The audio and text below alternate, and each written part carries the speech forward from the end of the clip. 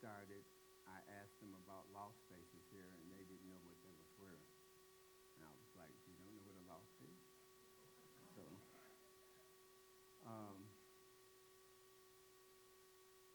introducing them to the music, the type of scene from New York to Chicago, it created a whole different thing here in Chicago. I wasn't aware of a lot of things that were going on in Chicago, like perhaps like with Allen and them, because I was busy on another project for us. But I find that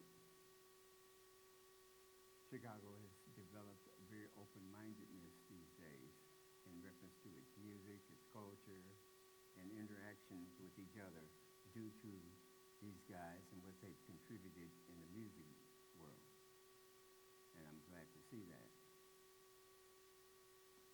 That's as far as we go. I just want to say thank you to you for coming here. And, you know, the warehouse is central to a lot of this, but there are a lot of other places that were important that we'll talk about. But Well, that's true. But I just didn't know that. yeah, no. Absolutely, absolutely. But what I started to say was a lot of us in this room, lives were deeply affected and changed quite literally by the fact that probably you moved here from New York. So I thank you for that. Well, you're welcome.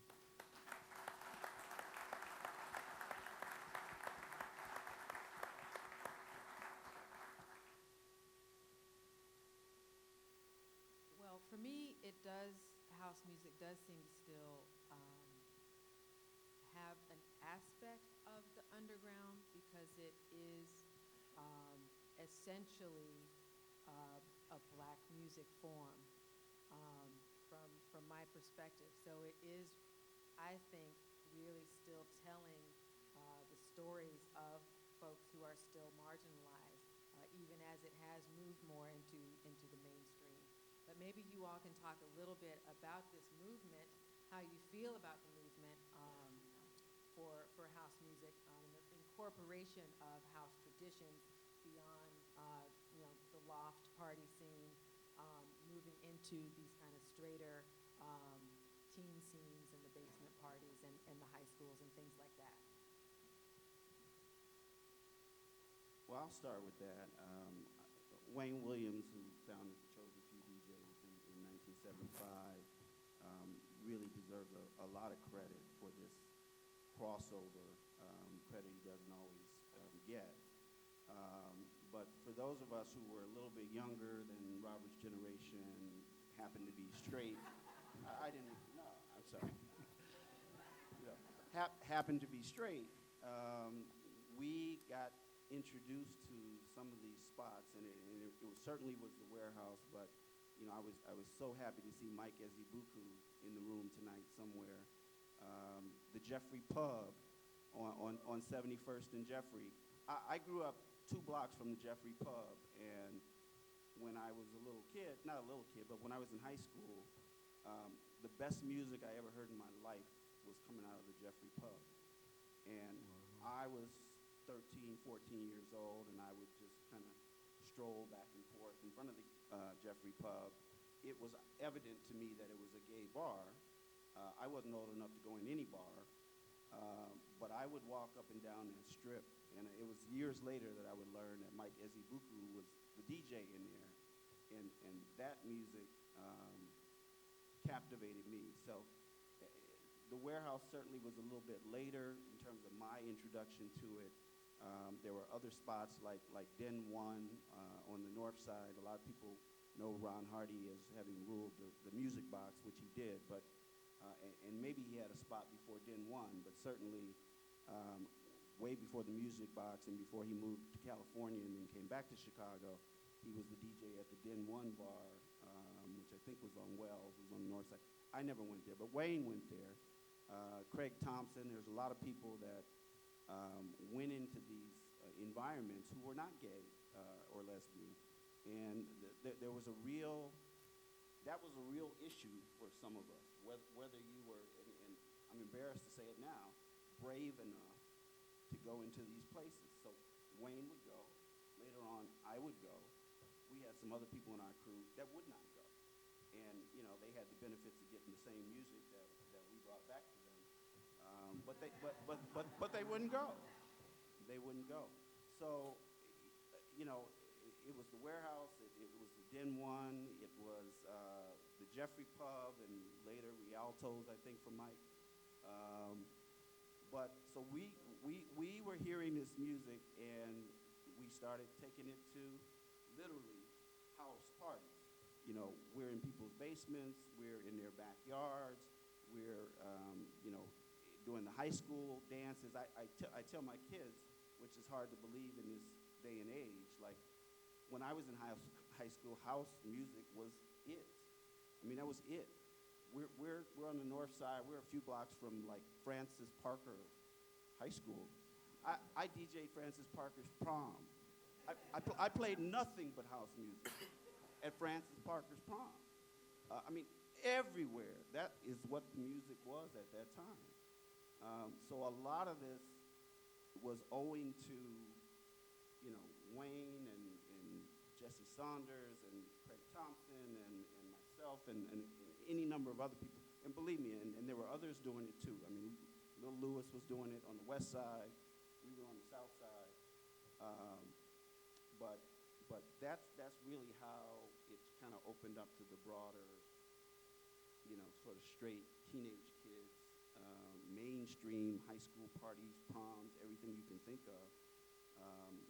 And then, it kind of blew up on radio after that, and we can talk about that some as well. I remember that. I remember DJing, I went to a small parochial high school in Melrose Park, Illinois. As far removed as you can get from any of the cool downtown, south side, all the good spots. Walter Lutheran High School in Melrose Park. What? I mean, but, for real, I'll tell you, my freshman year, from freshman year to the year I graduated, 83 to 87, I did about 90% of the dances, and with the occasional exception of having to play like a slow jam, so, you can get your back broke or whatever it was back in the day. It was straight house music. It was all house and house. It was serious. And in Melrose Park. I mean, that reach had come from all these places, and it had migrated out, 290, and got off on 9th Avenue and just hit it. And it was real. It really was real. Micah, do you feel like you were a little bit at the intersections of some of what is being talked about now? Yeah, I mean, to that? not certainly not from my own experience. You mean in terms of say more. Well, just in terms of being queer, but also being a consumer of this music at the specific time when it was transitioning out of these underground spaces into juice bars and high schools and other places. My big question for you guys is, did it stay gay for people that weren't gay? Because for me, I was oh, this is this secret thing that I know about because I'm gay and, I'm in on this thing. But for all these straight kids, did they even know? What translated for them about that spirit or that identity that was so central to those spaces? I mean, a lot of them didn't know. Those of us that had forays into that world and brought the music back. And believe me, when we brought the music back, we cleared a lot of dance floors. I mean, we cleared a lot of dance floors, playing a lot of stuff at mainstream parties, and it takes a while. You learn how to break a record. You play a record 2 or 3 times in the same night. There's things that you learn. I miss that. Huh? I miss that. Don't you? Really play the first time, you're and then they hear it again, you're and then about the third time, you're DJs are afraid to do that now, and we would do that, and Frankie would play a record 6 times the same night. He's gonna make you like this record, period.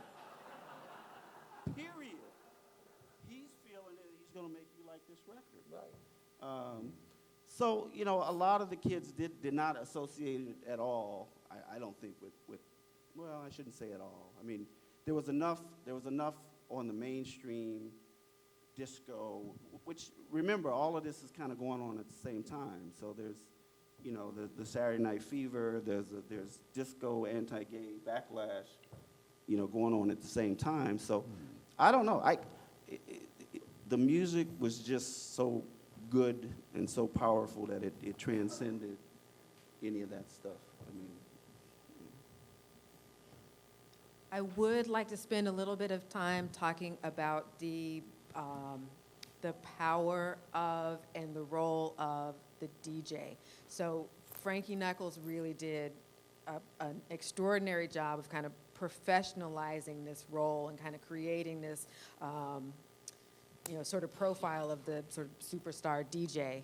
And I know there was a lot of skill and a lot of learning involved with that. But can you all talk about the role of the DJ in creating some of this, I think, amazing energy, how it might have varied from space to space, and how you see the role of the DJ evolving or not currently?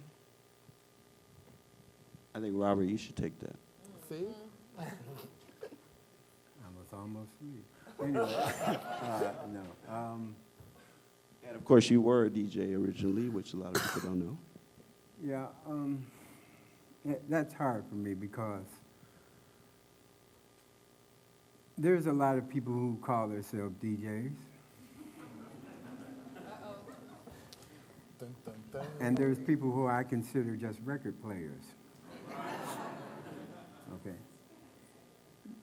DJs to me are musicians, people who teach you things. Okay.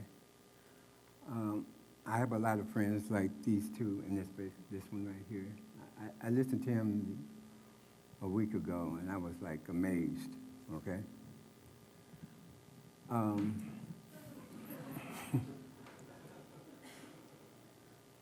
The DJ, okay, I'll put it like this. I think the DJs of today, the house DJs, the house music people who are DJs or who are record players, who I consider record players, the focus to me should be you guys, not themselves, okay? A lot of these people who consider themselves DJs or whatever they want to consider themselves, record players,